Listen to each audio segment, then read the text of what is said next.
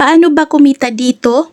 Based sa experience ko, kumita ako dito sa pamamagitan ng panonood ng mga episodes, pag-complete ng task, daily check-in, at minsan may rewards sa system, depende sa event ng app.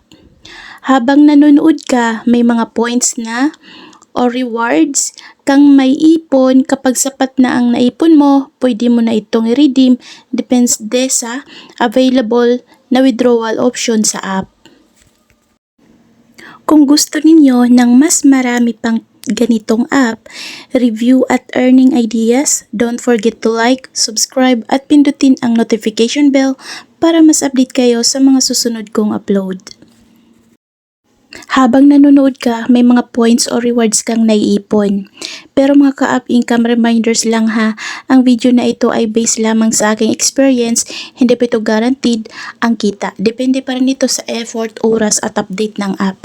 Laging mag-research at magbasa ng reviews bago mag-invest ng para ito sa mga nanay na may cellphone at internet, mga estudyante na may free time, mga gustong may extra app na pwedeng pagkakitaan, mga mahilig sa drama series. Kung isa ka sa mga nanay na nasa bahay lang, estudyante o kahit sino na may extra time at gustong may magawa habang nagpapahinga, baka ito na ang hinahanap mo.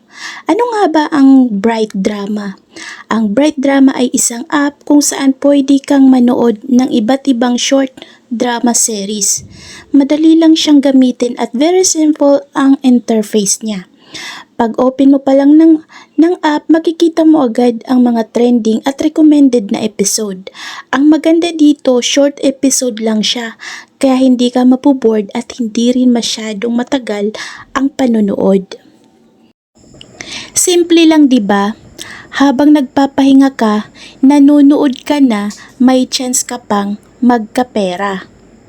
Hindi ito instant million ha. Extra income idea lang ito habang nasa bahay. Tips ko para masulit, mag-check-in araw-araw. I-complete lahat ng free task. Bantayan ang mga promo or events.